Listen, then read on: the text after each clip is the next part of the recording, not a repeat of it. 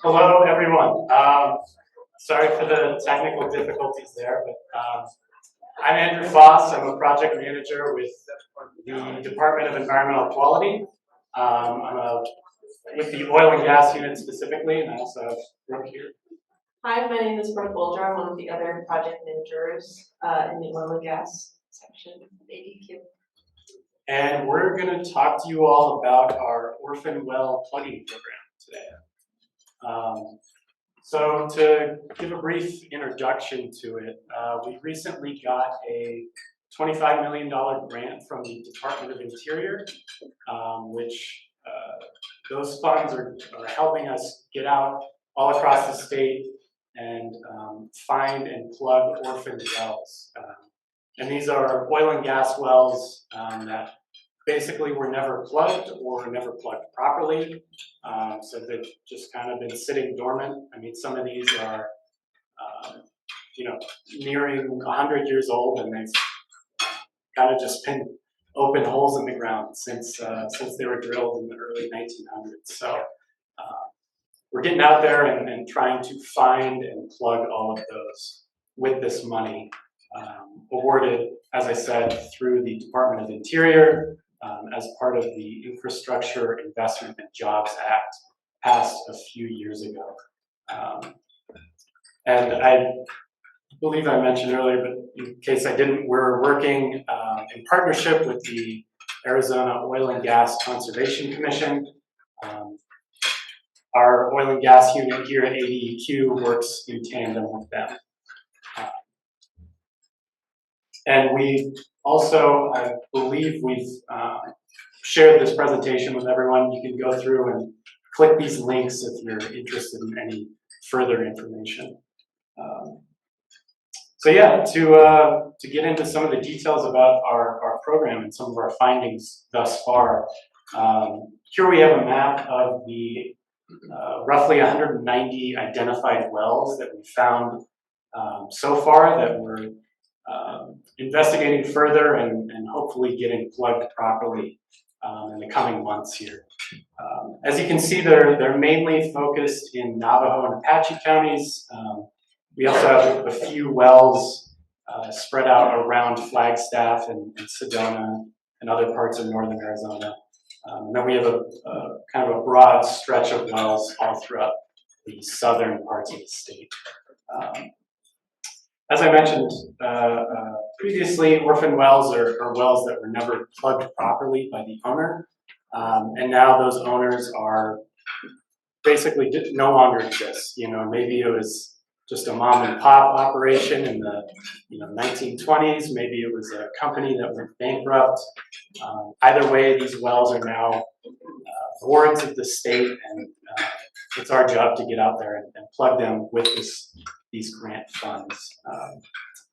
And the reason that we're going out and getting these plugged is because they can pose a threat to groundwater, to surface water, to soils, air quality. It kind of depends on the well, what they were looking for, what they found, but just having an open hole in the ground offers a pathway for any oil and gas resources that are thousands of feet deep to migrate upwards into groundwater aquifers. Sometimes they can even come up to the surface. There can also be gases that are leaking out of those wells. So that's the overall goal, is to mitigate those environmental risks projects. Let's see. So here we have a breakdown of all of the wells that we're considering for plugging thus far by county. As I said, it's mostly Apache, Navajo. We have a little bit here in Coconino, about 5% of the wells. 5% of those 190 or so are here in Coconino, and then it's kind of split up between the rest of the counties, with Cochise having a little bit more. This slide is a little bit out of date, so these have moved around a little bit, but overall this is a good picture of where these wells are and where our efforts are focused. So to to give a bit more detail on how we're structuring our program, we've split up our project activities into 4 main phases, and I'll talk about those in a minute in the next slide here. But we've essentially finished the first phase, which is a desktop review, going through all the files that we have currently, seeing what we can glean from all that information contained therein. And now we're actually getting out into the field with our contractors. We've hired on 13 environmental consultants to do this work with us. And they've been getting out into the field doing basic environmental sampling to see if there's been any contamination as a result of these orphan wells, and getting out and getting to know landowners and making the necessary preparations to eventually get these wells plugged properly. And we're anticipating that actual plugging activities will start probably early summer of this year. We're actually getting a few wells plugged currently, but our main drive in terms of plugging and those activities will be in the coming months here. And we have this $25 million grant until December 31st of next year, so we've got to wrap up all of our activities by then. And that includes, obviously, the desktop review that we've done, the site characterization, the sampling that we're currently doing, the plugging that we're getting to, and also site remediation for any sites that were contaminated by any oil or gas or associated contaminants. So here are those phases laid out a little bit in greater detail here, and this is an overall look at our program, and I will let Brooke explain this a bit more. Yeah, so before I move on to the next slide, I'll let you guys take a look at it. We have updated this visual phase map just to kind of make it a little more accurate to what we've been doing throughout the project so far and what we plan to do. So for phase 1, as Andrew mentioned, we did a lot of well inventory and file review. We kind of just tried to narrow things down, like if there's an active well owner that falls off, if it's on federal land or tribal lands, that doesn't qualify. There is a separate pot of money for that. So we finished that, I think last summer we finished that, and we've started moving on to the site characterization, which is phase 2. So our contractors are going out, still trying to find some of these wells. Some of them are a little hard to find. We are doing some drone magnetometry work. It's basically just a flying metal detector to see if we can find some metal buried in the ground. We're really getting started on that, and it's been pretty cool to see some data results come back for that. But we have found a few, and we've actually moved on to phase 3. We do have a driller out in Queen Creek right now. They just started yesterday plugging our first well, which is really exciting. This is like our trial run, but as Andrew said, later, probably early summer, is when we'll start plugging a good chunk of these wells. So once we move on to after plugging, depending on what the landowner wants and what is required of the area, we'll be remediating or restoring the area back to its native landscape, replanting native flora and fauna, things like that. It'll depend, a lot of these wells are on agricultural land, so it'll depend on what the use of the land is, what kind of restoration we do. So to move on, this is our website that we have built.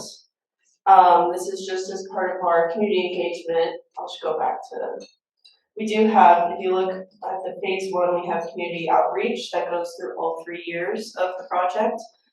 So a main part of that, obviously, is us talking to you guys right now. But we also have a website.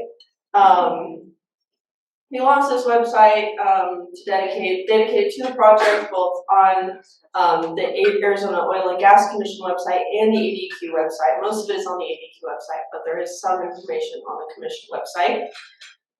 These will be updated as we make progress on the project, and we actually have a fact sheet as well on the website, and those are actually also translated to Spanish. We have a lot of stuff translated to Spanish, like the access agreements, right of entry forms, things like that, because we have run into people that speak natively Spanish, and so it's been really helpful to do that.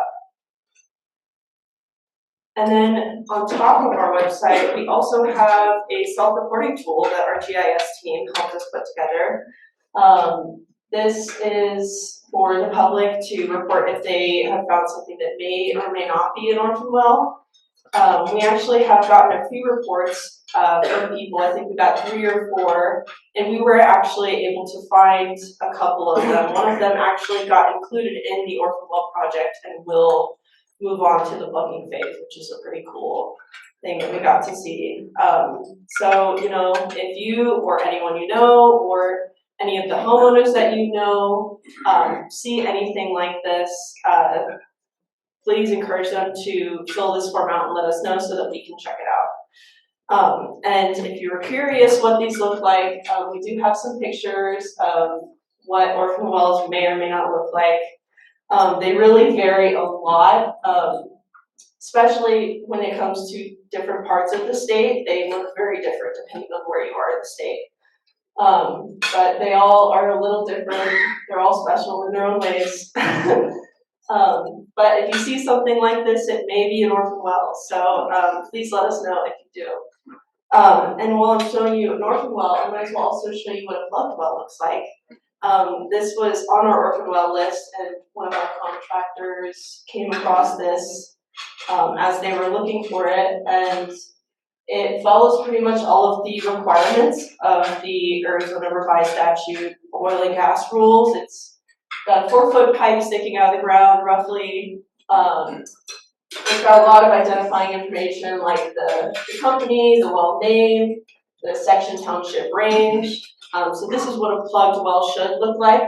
Unless it's cut and put below surface, there are exceptions to that, you know, if the lake is being used for things. But generally, this is what a plugged well should look like. And that's all we have for you. Question already? What do we got? I have a question. If a property owner notices that they have a well that is on their property that's not productive and not used, who pays for, are they fiscally responsible to have that plugged? No. So my understanding is these wells, the only person that would be responsible for it is the well owner. The landowner is not responsible for it. They would only be responsible if they also owned the well. But it is a separate ownership. And if there is no well owner, it would be an orphan well. So in that case, it would be part of this project, and we would pay for it with our grant. It's on private property. That's correct, yes. Yeah, so a lot of our wells that we're working with, they're all either on state or private land, and a lot of them are on private land. And, because none of them are owned by the landowner, they're all considered orphans, and so they are part of our project. Do we have any other questions?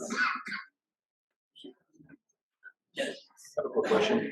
So you mentioned that you're plugging them. Are you utilizing any of them? Like if they produce enough, are you coming across any of that? We did actually come across one well. I was asking if it was just plugging or if they're finding out with these orphan wells that there's more resources in them and they actually want to use the oil and the gas. Yeah, so most of the wells that we found seem to be what we call a dry hole, where there is no producing oil or gas.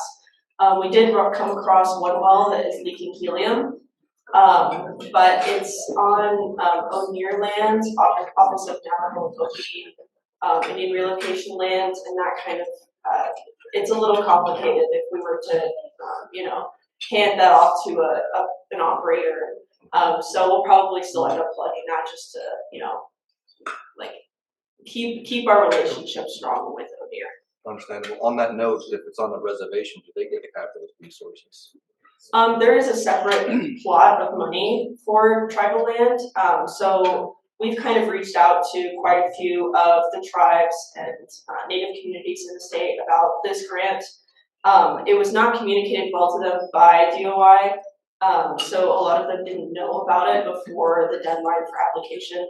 But with the state application, at least, they did open up a smaller pot of money for people that didn't get the first round of funds. So I'm hoping that same thing will happen with the tribal money, and they'll be able to apply for that and be able to plug some of those wells. Because we do have a list of wells on tribal and federal lands that we are not able to use our money for, that we would be able to hand off to them to work on. Yeah. So if these wells are plugged, and let's say they have resources still down there, can they be unplugged later on when the technology maybe catches up and makes them somewhat productive? I would say probably not. The way that it's worked, the way that you plug a well, you fill it mostly with cement. And so you would have to drill all of that back out, and that's a little expensive. But it is very common for operators to go off of the location and production data of older wells and drill nearby. So that would be probably a more viable option for those owners to go off of the production of that old well and drill nearby. And They would just drill a new well in the vicinity. Right. That counts into that same pool.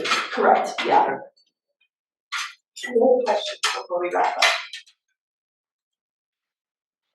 Okay. Thank you guys very much for having us.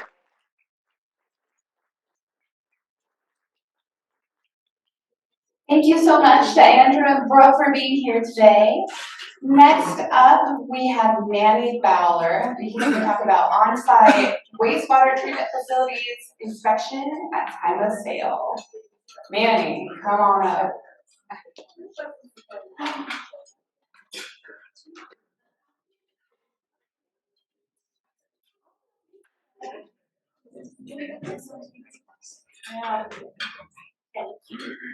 Hi, everybody. I am a guest in the fact that the person who was supposed to be here today, her name is Lynette. She's the subject matter expert. She blew out her knee doing karate or something. I don't know where you kick things. I don't know. And I'm like, I'm no better, but I'm so, but I'm a community liaison. Basically, there's 5 of us in the state, and I cover Apache, Navajo, and Gila County. So I'm a gift to you today from Eager. So glad to be here. I went to NAU from 1984 to 1988, and it's lovely to be back here. So, go Wildcats. But I've been an NAU alum, and I give money, so that's okay. So I want to just briefly let you know that if you have friends and realtor friends in other parts of the state, there's a person like me who represents that area. I didn't put a map in this, but your person, her name is Lauren Hildebrand, and I have a phone number for you because if you needed some help connecting with ADEQ, you had an issue going on with a septic, or you didn't know who to call, or your particular county wasn't helping you, or you hit a roadblock, you could call Lauren, and Lauren could figure out who to talk to at ADQ and help you, walk you through, and help you solve your issue. So that's kind of what we do as liaisons. So, and then we have another one for Apache, for Yuma. Anyway, let's say that. Yuma, La Paz, and Western Maricopa, and then one person that covers all of southeastern Arizona. Grand, Greenlee, Santa Cruz, all over. What's her number or what's your name? Oh, her name is Lauren Hildebrand, and I knew you were gonna ask me. Her number is, are you ready? 928-920-1700. What's her title again? She is a community liaison. For ADEQ. Gotcha. She covers Coconino, Mojave, and Yavapai counties. Yeah, it's on the website. I can send you that later. I didn't realize that. I probably should have put that in this presentation. This isn't my presentation, remember? Okay, so in my previous life, my husband's a civil engineer, and we did on-site wastewater design and site situation. We did siting of wastewater treatment plants for residences for about 10 years, 7 to 10 years. So Lynette is like, you're perfect, you can cover this, Manny, you got this. So, the state of Arizona is huge. There are roughly 600,000 systems in the state, septic systems. If we were to collect all of these, Trevor Bajori, who runs our water division, he mentioned in a previous meeting I was in that all of the septic systems in the state, in the rural parts, equal the same amount of gallons per day as the largest wastewater treatment plant in Phoenix, which is mind-boggling to me, okay? That system, that wastewater treatment plant is monitored by an operator, right? They have all kinds of SCADA, they measure and test and pull, and that's how sophisticated it is. And then there's all of us in the rural parts, okay? Most of this, as you can see, almost half of them are 30 years old. The average wastewater treatment plant lasts 40 years, 20 to 40 years. Just like an electric power plant, right? It's about 40 years. So we have a lot of septic systems out there that are aging out. And there's approximately 7,000 new ones every year, depending on how far out people have to move to get affordable land and to be able to follow their dream, right? So there's a QR code, so you snap a picture. These lovely pictures are all EPA pictures, so I'm not sure how much of you all know. How many of you actually know a few things about septic systems? Raise your hand. Okay. How many of you have a septic system that you have? See, there's the other half. Okay. There are several different systems, and everybody wishes and prays that they can get that first one, right? They want just a septic tank and the conventional leach lines. They don't want any other funky stuff that requires telemetry, that calls when it's feeling crummy, gets money. But you also know the easy lots are gone. You know that. The hard ones are the ones that are left. The ones with rocks cropping out, the ones with incredible slopes. It's the easy ones are mostly gone. So you're dealing with having to do something different. Or you have lots of clay. So there's the regular leach lines, right? You go from the house to the septic tank, and then you have the regular perforated PVC pipe on the top of the gravel. There's also the chamber, which gives you more absorption area as it's going into the soil. The whole purpose is the tank, for those that don't know, the tank is the stomach to all the stuff that comes out of the house. It digests everything, and then whatever's left over, the liquid, the effluent goes out into the drain field. And the soil is supposed to clean it the rest of the way before it hits groundwater. That's one of the reasons why you have to go 10 feet down, is to show that there's no groundwater. That's why you put your leach line at 2 feet, so that you have 5 feet before you hit groundwater. You're supposed to have soil for it to go through. And if you don't, that's what the chamber's for, one of them. So let's just say you have an icky parcel.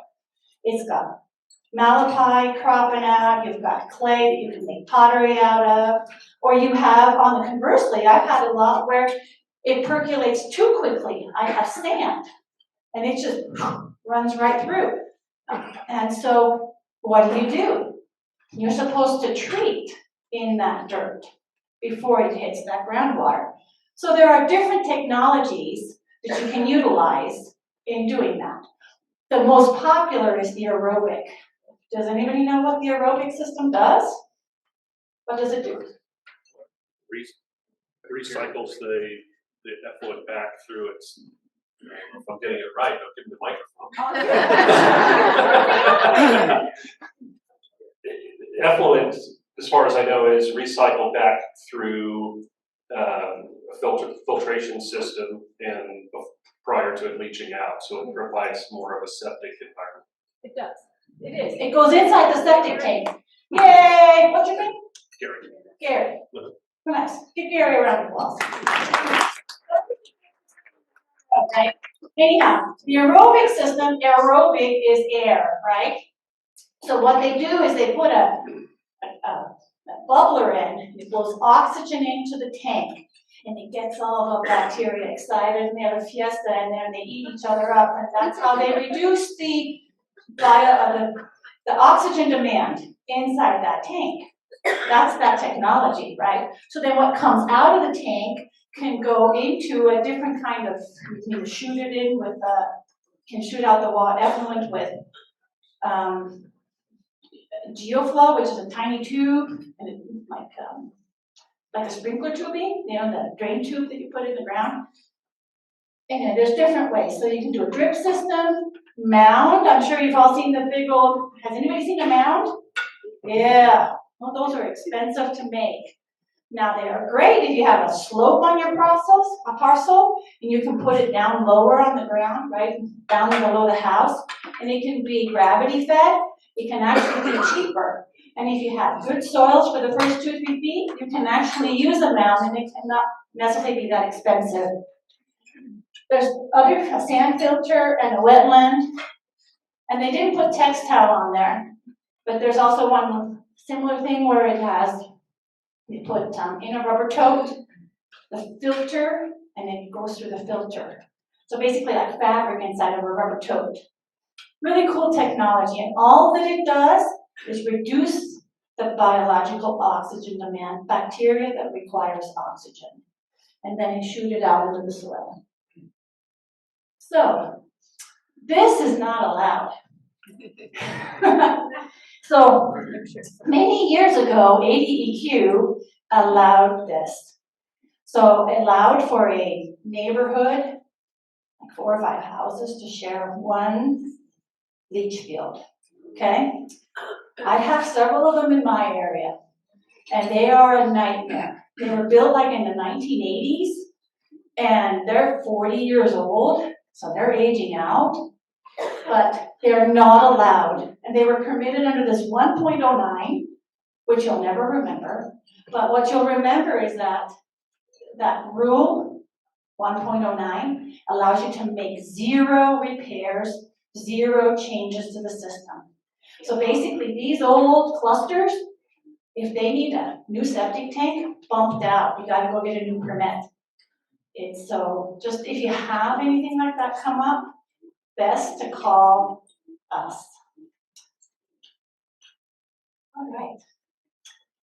I know you guys know what this is. Inspection at the time of sale. That is truly, so think about it. 40 years ago, we put a septic tank in, we put a system in.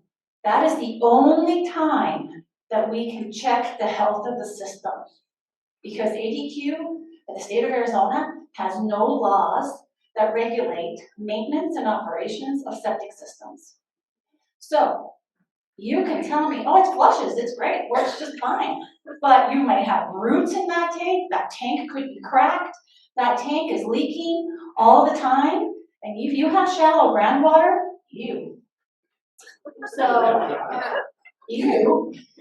So, I think that is important, and that's where you guys come in, right? Because that's where you kind of intersect the whole system when you have a sale going through and you have that transfer. That is the room. Lovely. Take a picture, I hope, so you can refer to it later. Okay. So, I know I've sold a few properties, and the best advice that I could have is that as soon as I decided to sell, I had them come out and inspect. Because that way, that report's good for 6 months. That way, I knew what was wrong with the tank. I could choose to fix it.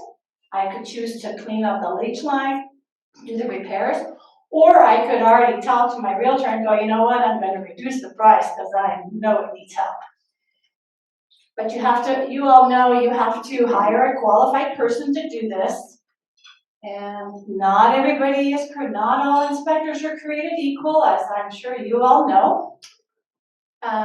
The septic tank should always be pumped, always. Some of them will tell you, well, it doesn't look that bad, oh, whatever. No, you want to demand that it be pumped because you want to be able to see the cracks in that tank. You want to be able to see, is there root intrusion?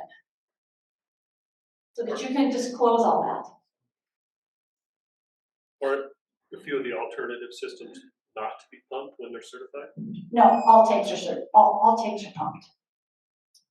Not only that, but with an alternative system, you want to make sure that the inspector that you have come out to certify that system, they're experienced. They can understand how that system's supposed to work so that they can certify that that system actually works. That there's no short, right? There's electrical components. You want to make sure that those all work. So aren't they all licensed? Should they know that? You think.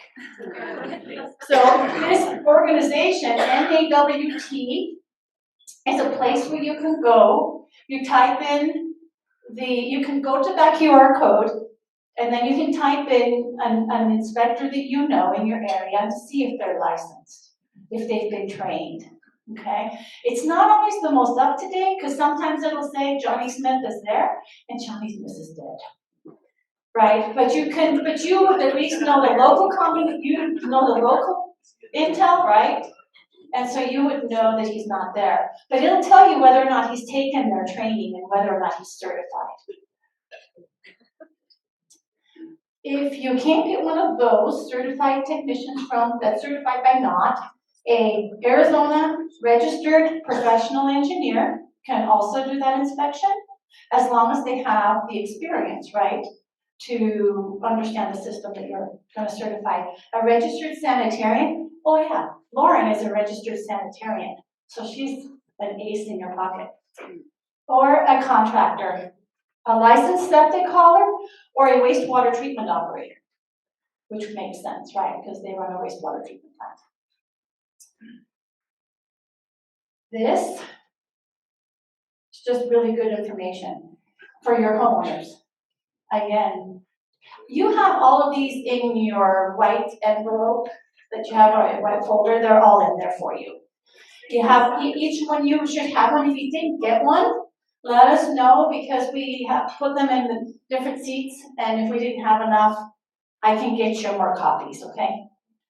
But each homeowner should really have a booklet or something that talks about how to operate their wastewater treatment plant, which is their septic system. So you can give that to your customers when they come to you. So we did a survey last year, and you may have participated, I did. And here's some points that you all made. You said you had questions with availability of inspectors, certified inspectors, pumping tanks prior to sale, and you can see the rest. So we had 532 responses, which I'm sure there's more than that realtors around, but it was a decent response. All right. So I believe this statement is at the bottom of your agreements. You use this, the real estate professionals use that. We just wanted you to make sure that you understood that's not an ADEQ document, okay? And let your customers know that. Inspection timing and who pays repair costs are not addressed in rule. Our ADEQ rules, the state regulations are very vague on a lot of these things. That's an addendum to the purchase contract, so that sets the timing and the repair, who's going to pay for what. But that was changed about 9 or 10 years ago so that it corresponded with the inspection period, but it's separate from the due diligence or inspection that a realtor through a normal transaction. Okay. But that's an addendum to the contract. Yeah, we wanted to make sure that you all realize that's not ADEQ verbiage, and it really isn't. There is no statute that determines that. It's basically all based on what you need, what your customer needs, what you're doing in the transaction. So this is back to that, don't wait until the contract is signed to do the inspection, because you might run into an issue with finding an inspector and all that other jazz, and you all know that. I'm preaching to the choir here. But just make sure that your inspector's qualified. You know, a lot of people can say that, oh yeah, I'm a plumber, I know how this works. And do they really? Do they really know how an aerobic system works? Do they really know that how a mount system works? The engineer that designed it, that might be a good person to call to inspect it, right? They designed it. That could be, and not all home inspectors have been trained. So a home inspector may or may not have the particular skill set that you need. So it will probably depend very much on your lot that you're selling or buying, the type of on-site system they have. So be particular.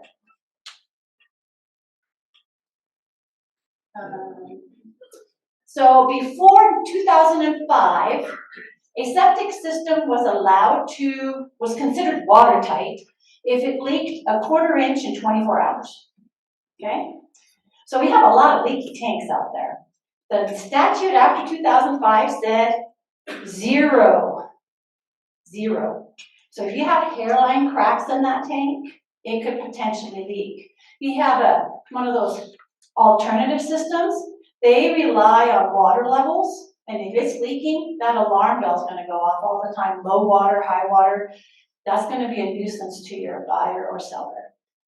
So make sure that you always get that tank pumped and inspected to make sure there's no cracks.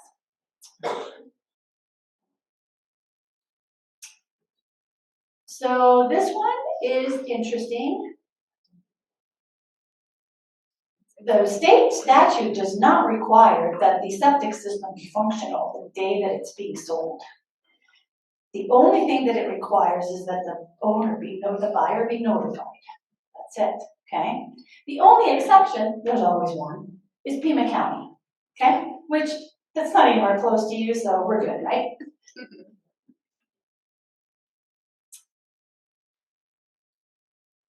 The inspection cannot be waived, okay?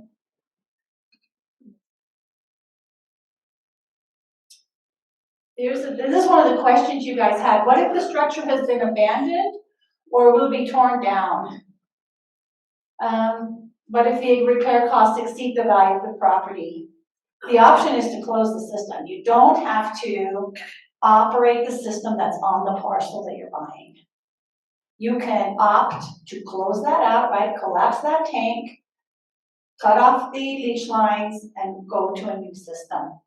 Or if the leach lines are the bad part and the septic tank is still valid, you could put a new system in using that tank, put new leach lines in.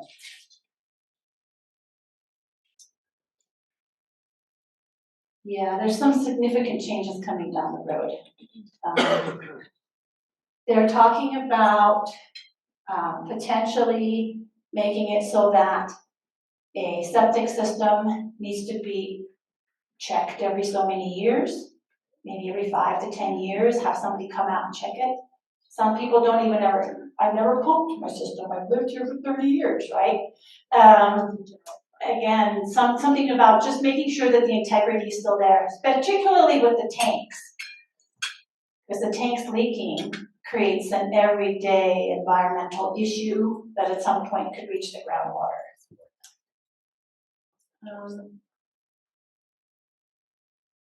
This is a timeline of what the rulemaking may look like. It all depends on the legislature, right? Approving things and moving things along. So, I don't know if you have any questions. Now, you can subscribe to ADEQ's different divisions. And there is a water division, and you could go onto the website under this subscribe and pick if there's anything that interests you. That way, when there's public information going out, then you would receive it in your email. That is what Lynette had prepared for me today. And I thought she had her phone number on there. Was that not? No, okay. Who's that lady that I spoke with earlier? I will send you the information for Lynette. Her specialty is actually on-site permitting, and that's why she was supposed to be here today. So, but I hope I did okay. I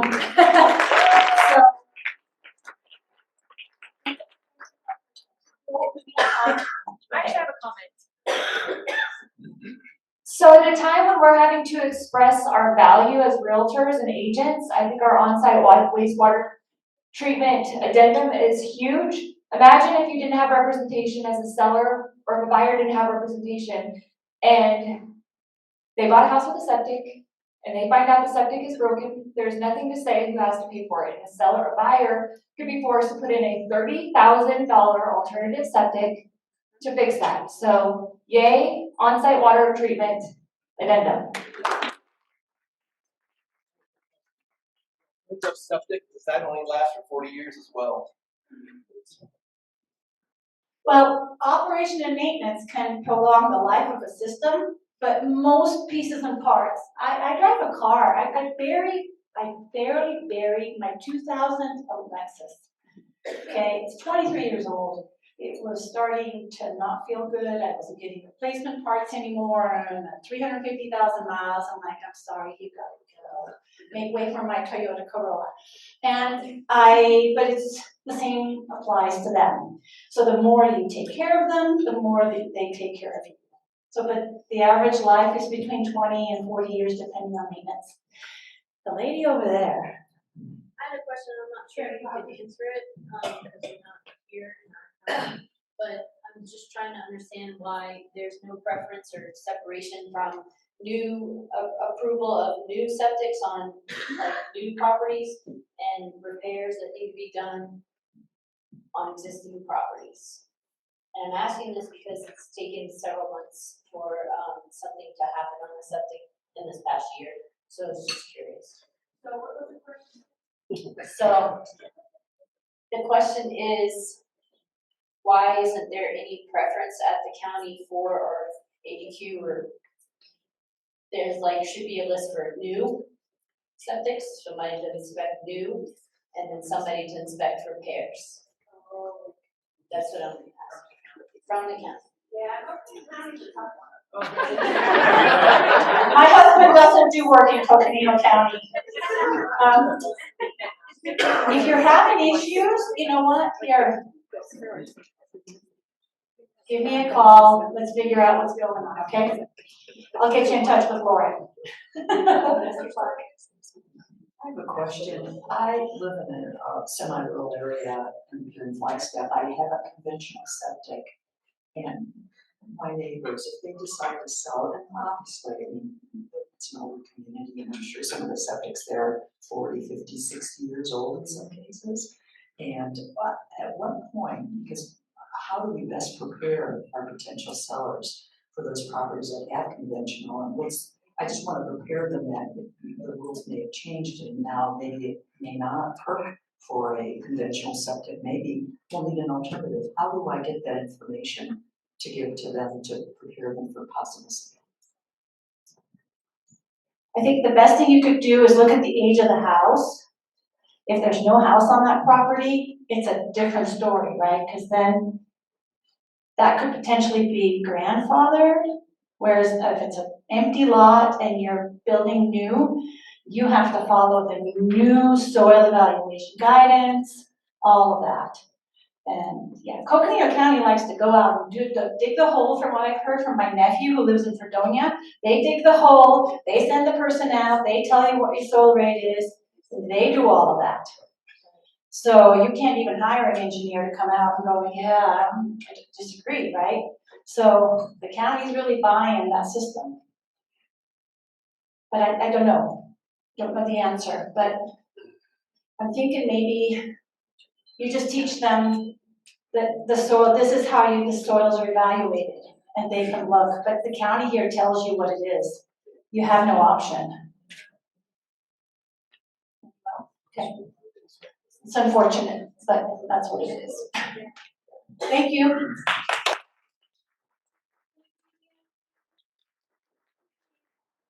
We have Wendy Flood with Environmental Disclosures for Realtors. Hello, everyone. So full disclosure, like Nanny, I actually technically right now work in oil and gas with those two amazing people who were here first. So that's actually what I do. But before that, I worked over 18 years in this group. So that's why the person who was supposed to be here today could not make it. And then he was coming and said, can you do it? I said, sure. This is my bread and butter. So should help me go, hopefully really well, but I can remember all of it. So anyway, so my name is Wendy Flood. I'm a new clear in the Department of Environmental Quality, but like I mentioned, I technically work in oil and gas, but I spent most of my time working with and doing community involvement outreach with Superfund sites and war sites. And we're here today to let you know how that relates to you. So a little bit about our agency. If you didn't know, next, I know myself. You're a one-act show. I am. Just a little bit about our agency, who everybody you've heard from today works for. We were established back in 1987. We are a cabinet level agency. We do have offices in Phoenix and Tucson, and like Mandy mentioned, we have liaisons throughout the state to help make sure that the entire state is covered and represented. We are composed of three main programs: air, water, and waste. Air quality, water quality, waste, and they cover a gamut of technical, operational, and policy support. We do anything from outreach, cleanups, assessment, monitoring, management, you name it, the department here. So today, ADQ is protecting human health and the environment better than ever. As you can see, there's been numerous awards that we have won with the innovation, the outreach, connections, effective government, all that kind of aspect. 22 states, 20 Arizona agencies, 7 EPA regions, and 4 foreign countries have come to ADQ to figure out what we do, how we do it, so they can implement them where they are. And then a little bit about the agency. These are some of the results that we are having and how we are protecting and enhancing public health and Arizona's unique environment. So you can kind of read through that slide a little bit, but one little tidbit is, back in 2015, 75% of Arizonans were drinking unhealthy water. Thanks in part to funding and initiatives supported by a legislature. Now we have 99%, I'm sorry, I said that wrong. 75% of people were drinking healthy water. Now we have 99% of systems. So much better news, right? Okay. So we have just helped ensure that everybody's getting safe water. So in other words, today 1.4 million more people are being served healthy drinking water. And that is water from over 227 systems that we've had throughout the entire state. There's lots of other things we've done with like cleanup and air quality and everything, but that was just, drinking water is really important to everybody, so I wanted to highlight the effects that we've done. But let's get going to why I'm here today in regards to Superfund and WRF. So that's what I'm gonna specifically concentrate on, is the Waste Programs Division and the Superfund WRF Circular Site. Lots of acronyms, I'm gonna explain all of it to you, so don't worry. So basically, I'm gonna go over a couple things. Why it's important for you to disclose what exactly are these sites that you're talking about. Other possible environmental disclosures that ADQ can help and assist you with. One of them was what Manny just talked about, the on-site septic and waste. Who to contact to help you out and get your questions answered and help you with that disclosure. And then how do you find out if your site is new, a WRF site or a Superfund site, so that you don't have to worry about calling us, waiting for a call back. Whenever you do your best work, 5 a.m., 5 p.m., you'll be able to find it out all by yourself. And so if we have time at the end, I will actually walk you through and demonstrate how that works. So I have a request of somebody in the audience, not right now, but when I ask for it, first hand raised, I would like an address so that I can put it into the website and show you in live time how the website works. So let's get to the legal stuff. Hopefully you guys in this audience recognize this and have this bookmarked and know all about it, right? Yes, oh, I see them smiles, that's awesome. So as you all know, under the professional conduct rule to disclose any material defect information about a property or other information that may adversely affect the sale. Maybe talk a little bit about that today as well. So I think I just got enough of a smile and head nod when I usually ask, how many of you have this bookmarked and all about it? It also says that you must disclose this information and you must disclose if a property is in a Superfund site or site, circular site. I'm gonna talk all about that. You can be taken to court if proper environmental disclosure has not been done. So this is a protection for you, for your clients. This is really important information, and it's important that you know the right source to go to, so you can do that to protect yourself and your clients and follow your professional conduct rules. All right. So on your wonderful SPUD, is that what you guys call it, right? This is what I'm going to specifically focus on today, are these specific line items. It's, I believe it's page six of 7, specifically line 219 and 220. I'm going to go over what all these terms mean. The biggest thing to keep in mind with these Superfund and wharf sites, that if you're in a metro area, Flagstaff, Phoenix, Tucson, that kind of deal, metro areas are most of the Superfund sites were dealing with a groundwater contamination. This is water you and I would never see in our daily lives. This is something deep underground from bad historical practices back in the 20s, 30s, 40s, 50s when we didn't know what to do with the waste, so we dug a hole and put it back out. So this is more of a groundwater issue. Also, most properties are connected to some sort of municipal water system, and they are required by state and federal standards to monitor and test that water to ensure that it is safe for you to drink. So, so this is more of an issue of we want to make sure that the water is there for when we need it. But if you are connected to a water system, if you're connected to a municipal water system, then they do all the testing to ensure that that water is safe to drink. It's important that you know that what you are disclosing, you get the information correctly. Do not Google Superfund sites in Arizona. I have gotten, back in my old job, so many phone calls of somebody who did and panicked and thought they were going to lose their sale. Please make sure, if you get anything out of this today, go to the right source to get the right information. I'm going to show you on the eMaps how you can do that. All right. Oh, did you get it? Oh, am I doing it? All right.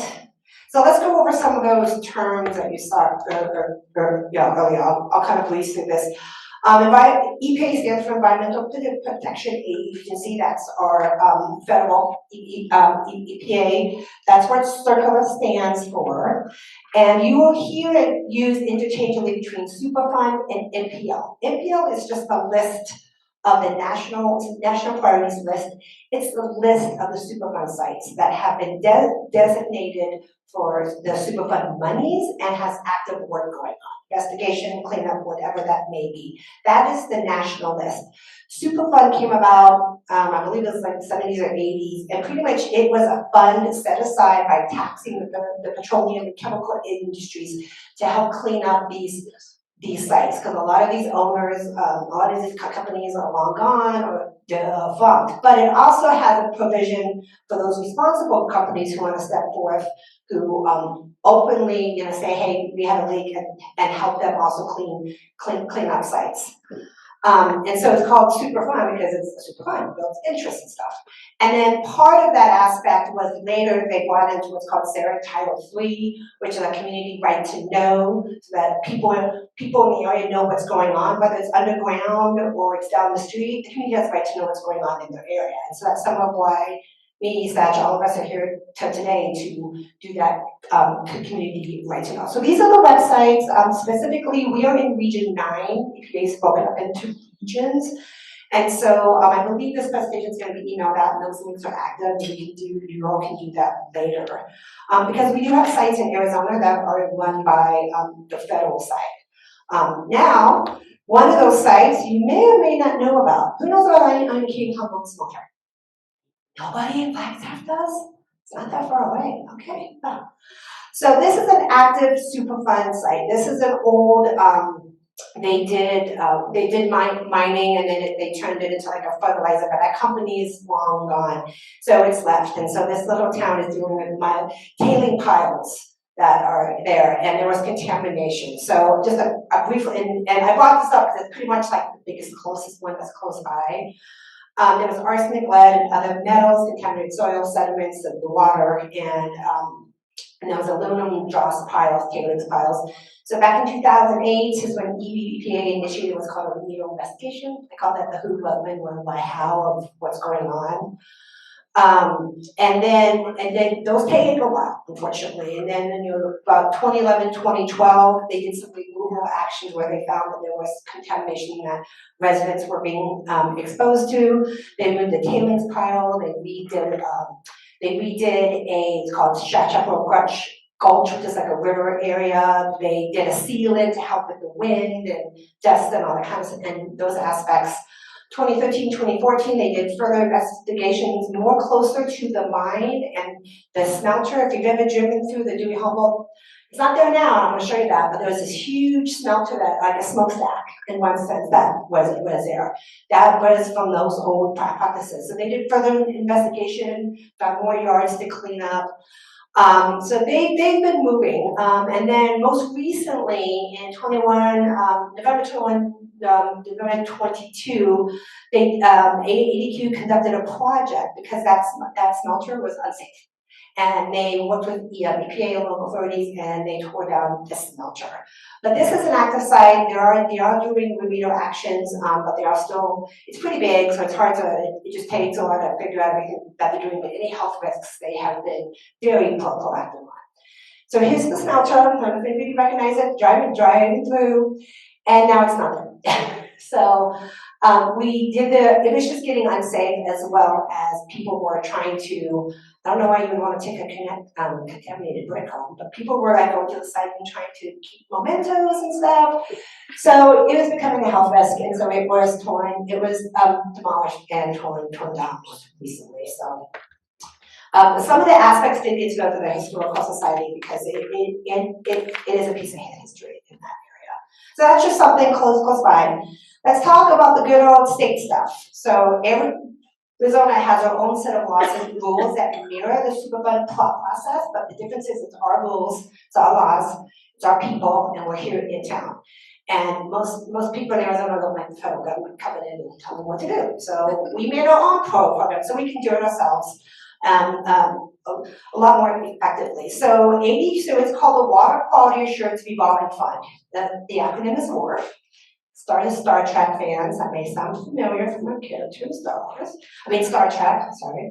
But it's called WARF, and basically the whole idea of it is it's a fund, just like Superfund, that has been set aside, it's revolving, which means every year it gets money, and the whole idea is to assure that we have water quality.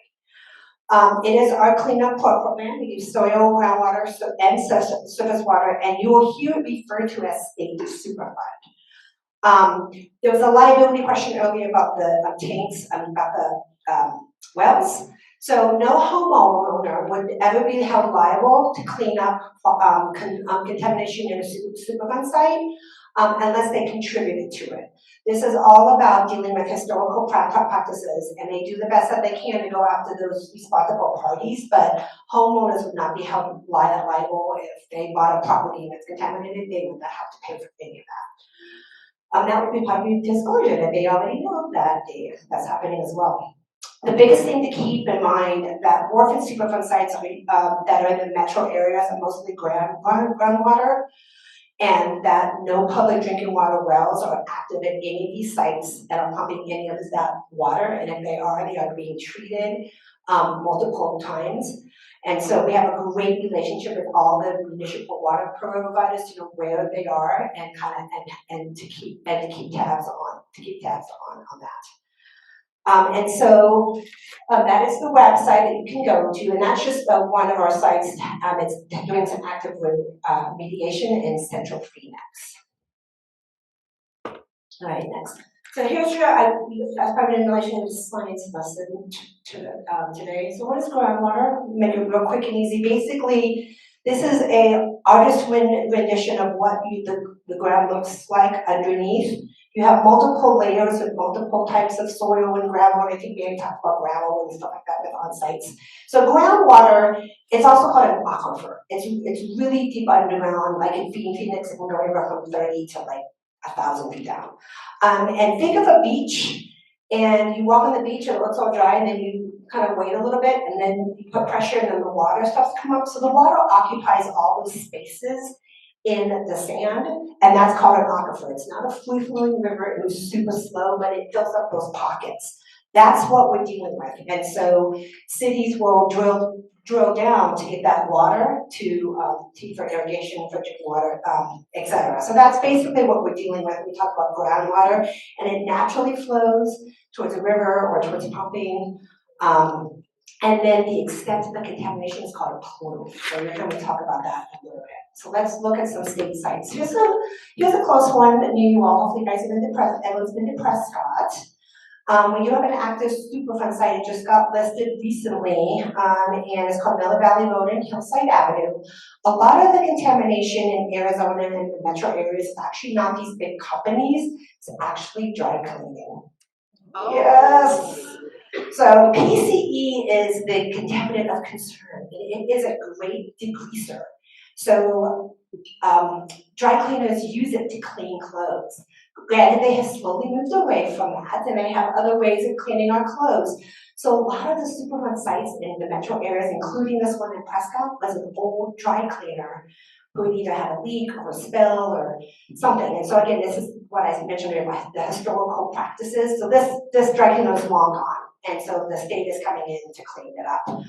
It was an old Fry's grocery store and a fuel station. So they are currently evaluating the best cleanup methods. It's called a feasibility study, and that should have been done already, and they should be coming in soon to actually clean up that groundwater. You can kind of see how it's like a little brown plume. So when you go to the map, you're looking for that outline in that color.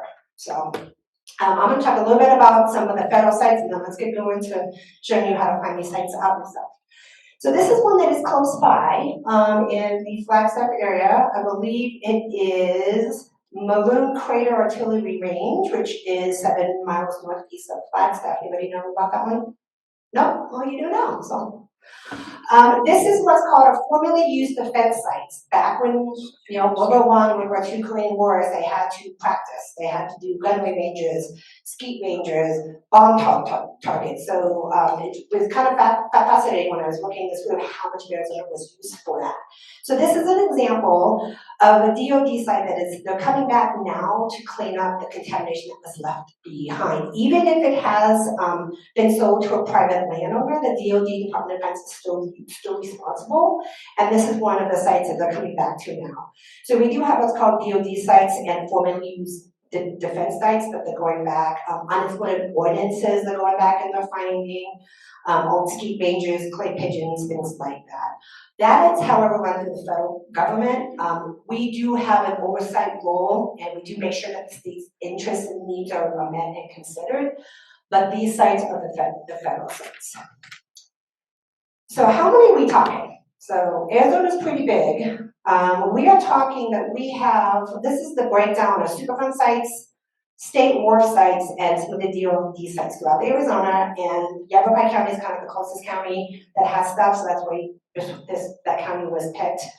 And so you can kind of get a breakdown of what we're dealing with. Most of them are in metropolitan areas, which kind of makes sense, but you do have a few in rural areas too. Pine Top Lakeside has one as well, old dry cleaner. So, yep. All right, I talked to you about other environmental disclosures that ADQ can help you out with. These are the lines that we cut when we skin the spuds. These are the lines on the spuds where you have to do other disclosures or get other information. So ADQ can help you with these things, one of them being septic tanks, landfills, the landfill nearby, hazardous waste materials facility nearby, underground storage tank, nearby. Also, ADQ does regulate, drinking water, so you can also kind of check in on that, except for, believe me, except for the Phoenix area, that's regulated by the county. Kind of like with the septic tanks, some areas are regulated by the county, some are regulated by the state. But most of the areas of it is regulated for drinking water by the state. Here's a close site in Prescott. This is what I was telling you about. This is the Dewey Humboldt site, so you can just kind of see it from like a map. Just wanted to show you what that site looks like. So here you go. Here's your contact info. This is in your presentation. You don't need to hurry. Write these down super quick. This is all written down for you. These are web pages and phone numbers of the different groupings that will affect your sellers. The disclosure statement and how you can get more information so you can properly inform your buyers and sellers. If any of you deal with commercial properties, I know people who do, we do have a whole program about cleaning up those commercial properties so they can be turned around and put into beneficial reuse. It's called the Voluntary Remediation Program, and that is the phone number up on top. If you know of anybody that does the commercial selling and they come across that contaminated property, please have them reach out because we will help them get that site cleaned up in an expeditious manner and then turn it back to reuse that benefits all of us.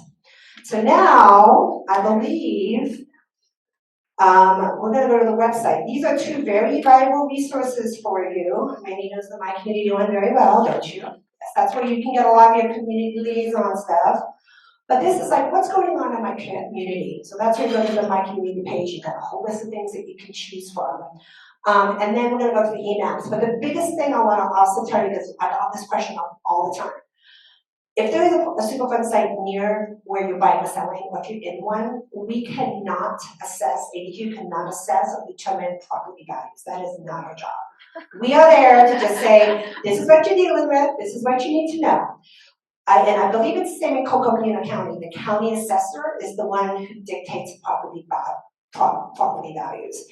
If there is ever anything you need to document or provide a letter or anything like that, everything you could ever want me to disclose to your buyers or your sellers or your lenders who freak out when they see Superfund sometimes, is on our website. It's full and open for you all. I'm going to show you how to do it. You can print out maps, you can print out information. And then at the end, her name is Barbara, that's who I'm filling in for. You can always give her a call. I used to talk with realtors and lenders all the time to kind of talk them through what it means in Arizona to be a Superfund site, which really is no risk of it. There's no risk of exposure because it's usually those groundwater sites. Any soil sites are covered, restricted, or have already been cleaned up. So that's just something to also keep in mind. But let's go ahead and go to the website. If you want to click on that or move it over. Does somebody have an address real quick? Anybody? How about somebody who lives here? Okay. 9927. Okay. Right. Let's get to the site first. Just the ADQ site. She pulled it up, so. As soon as she pulls it up, okay.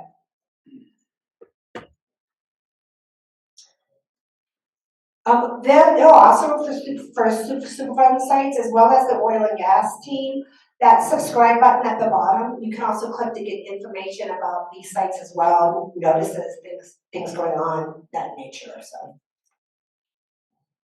Any questions while she's looking for the interactive website? Yeah. Yes, sir. Do wharf sites get delisted? Yes. Because at one point, we did have one in Belmont stemming from Camp Navajo. That's still there. That's still there? Yeah, that is a federal site, that's Right, a okay. DOD site, it is still there. It's considered a Superfund now? Correct, that it would be considered a Superfund, DOD more than the Superfund. It's still there, it's still having work done on it, more investigation, more cleanup. But Superfund sites do get delisted, they do take a really long time, that's why they say Superfund lasts forever.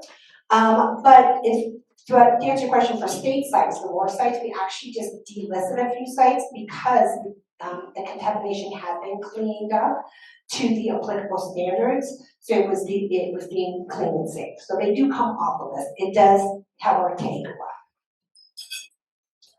while. Okay, one question and then we'll go to I had a question about the Navajo Nation. I know they've had problems where their uranium had been mined and tailings were left over.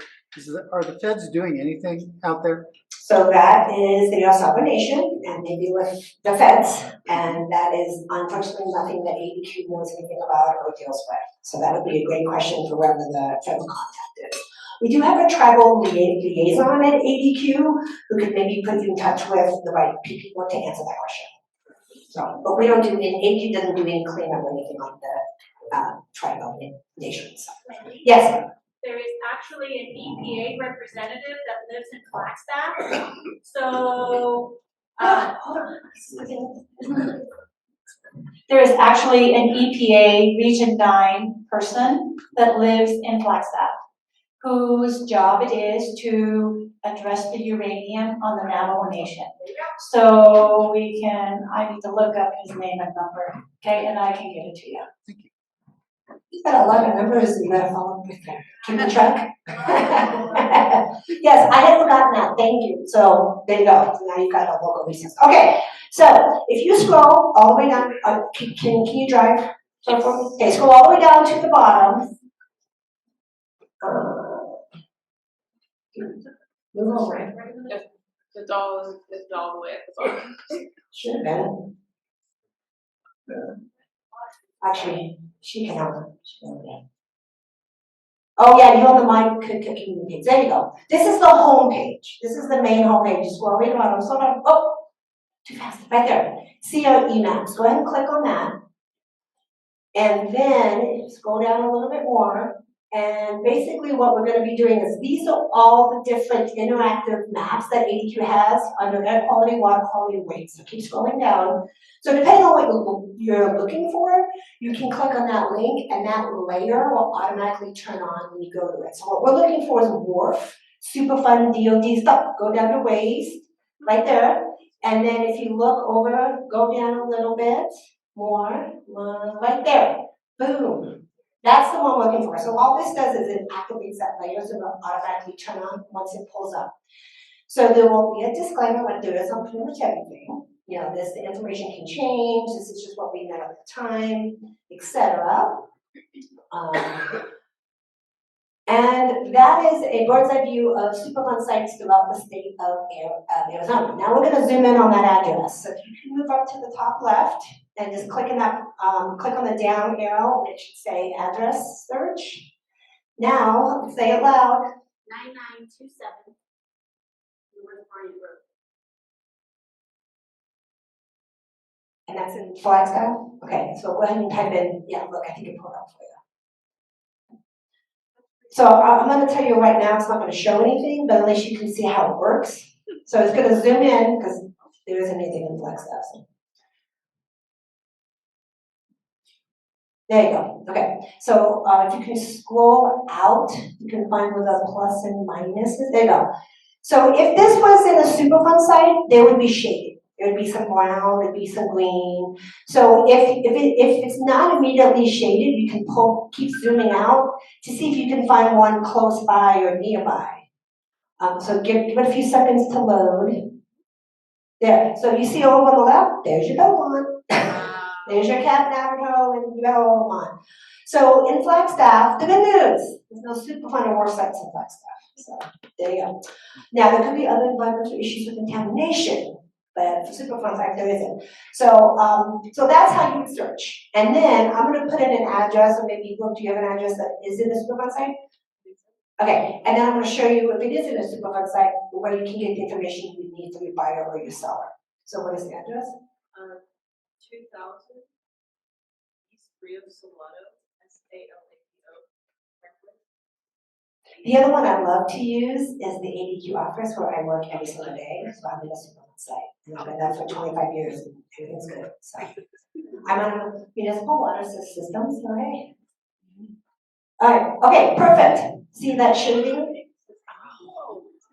It looks big, but look, the scale is actually quite small. But so this is what you'd see. You'd see some kind of shading or color, right? So then what you would do is if you move the mouse over to that shading or coloring and click on it, there you go, in one. So if you can click on that arrow, It will pull up the name of the site and information about it, and then if you go to the more info, it takes you directly to ADQ's webpage that gives you information about that site. Superfund, there you go. So this is, it's considered the South Indian Event Superfund site. This is everything you need to know about what's going on, what we're looking for, recent activities, who to contact. This is what you could print out. There's site maps, there's contact information, all sorts of stuff. But that's how that GI, the EMATS is such a great tool. It's like a one-stop shop. You go there and you see it, you see the shaping, you go to that more info, it takes you right to the website. Do you guys update when sites have been remedied? Do you have like shading Yes. that said this has been remedied? Well, if it's been remedied and has come off the list, basically called delisting, it wouldn't show up anymore. Okay. It would be completely removed. The main wharf page has a list of all the active, all 38 sites, and it also has a list of all the sites that have been removed as well. So you can go take a look at that. But yeah, it wouldn't show up because there's nothing there. Or it's below standard, so therefore it's considered clean and remediated. So, yeah, the North End of Ben Wash site is a huge Superfund site, but it's also a very affluent area of Scottsdale too. So, any other questions about Superfund or WARF for information today? No? Okay, so on Barbara Bosher is her name. She's on the contact us slide.